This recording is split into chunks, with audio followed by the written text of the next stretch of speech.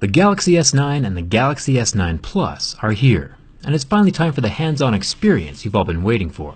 Samsung has basically kept the same build style as last year, and the year before, and the year before that. And they have never really failed a durability test yet, so it's working for them. But it's time to see what happens with this new Galaxy S9. Let's get started.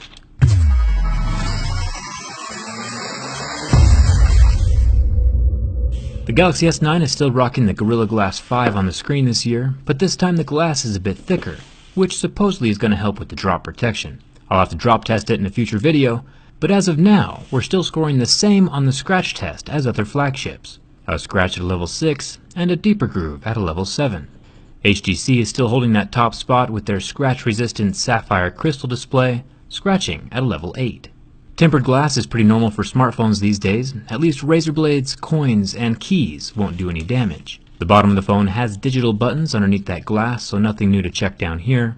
The earpiece is sitting flush and tight inside its little slot. It is metal, with little holes protecting it from dirt and metal shavings attracted to that magnet underneath.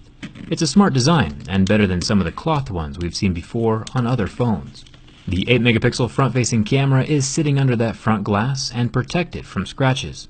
The sides of the phone come with a thin plastic covering protecting that painted surface underneath. I'll peel that off so we can get some adequate verification of the material.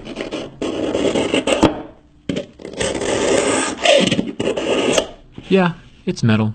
One cool thing about this phone is that Samsung has upgraded the aluminum, so it is more scratch and impact resistant. This has added about 8 grams of weight to the phone, since the glass is a bit thicker too, but in my mind, weight is associated with quality, so I'm fine with these upgraded materials.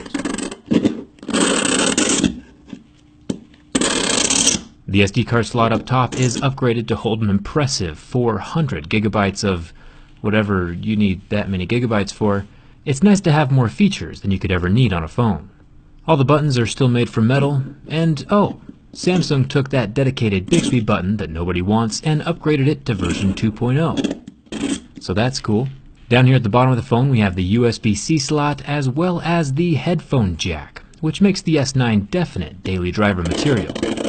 I don't use the 3.5 jack often, but it's incredibly nice to have on the phone when I do need it. The camera on the back of the phone is where we start to see some pretty significant improvements over the Galaxy S8, which I'll get to more in a second. This 12-megapixel sensor is still protected by glass, and thankfully, the fingerprint scanner is now below the camera in a much more reachable location. Thumbs up for that, Samsung. The fingerprint scanner can get scratched by my razor blade though, so we'll give it a little test to see if it still works. And even with that much damage to the surface, it still functions like a champ. Pretty solid. Now let's see what that camera can do. One thing Samsung did add this year is something called the AR emoji, which makes a little resemblance of yourself and sticks it on screen. It's pretty similar to the Animoji that we saw on the iPhone X. But if you look closely at my lips, one follows a lot closer than the other one does. Fun fact, you can change different hairstyles, and in real life, back in high school, my hair looked a lot more like this. No joke. If you scroll back far enough on my Instagram, you can probably see a couple more pictures. Long story short, if you're into animated characters, the iPhone is probably going to be the way to go. The lips actually work. So Dbrand did say they were going to send me some new skins to show off in this video. I haven't seen them yet though, so I'll just leave a link down in the video description. You can check out their new selection so you can hide the fingerprints on the back of this glass sandwich. Thank you Dbrand for sponsoring this video, and I'll let you know if your camo skins ever show up.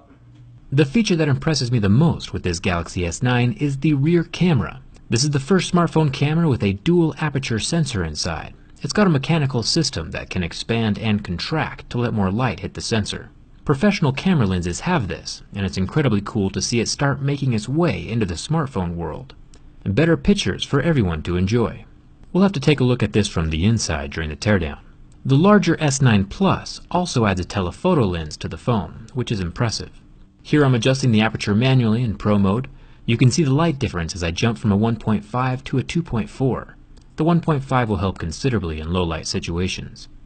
The back glass of the Galaxy S9 makes art class with Jerry impossible. The Samsung logo is still on the underside of the glass and won't ever scratch or rub off.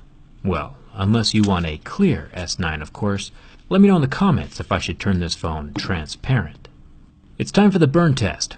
Bixby 2.0 is already getting in the way, so I'll just roast him for a second. This HDR10 1440p 5.8-inch Super AMOLED display lasted 12 seconds before the pixels started to go white. After I removed the flame, the pixels did start to recover, which doesn't always happen with LED displays. The oleophobic coating, though, never survives a burn test. You can see my fingerprint still on the surface of the glass, so it's important not to try this at home. It's cool to see the Samsung screen recover, though, even though the only person who probably ever deals with this kind of damage is me. And now the bin test. Samsung has never failed my durability test before, and with this upgraded aluminum frame, the results are consistent, surviving both flexes from the front and the back. With the Galaxy S7 a few years ago, we had some glass separation during the bend, which compromised the waterproofing, but with the Galaxy S9, even with the abuse, the glass is still sealed, and the IP68 rating is intact. Another solidly built phone from Samsung, and a good choice for anyone looking to upgrade. I've personally been using the S8 Plus for the past year, and while this new phone is indeed tempting, it's not enough for me to switch all my stuff over. I'll probably hold off and see if the next Note has anything worth switching for, or maybe I'll jump ship entirely and use another Android phone from a different company. Let's just see what 2018 brings.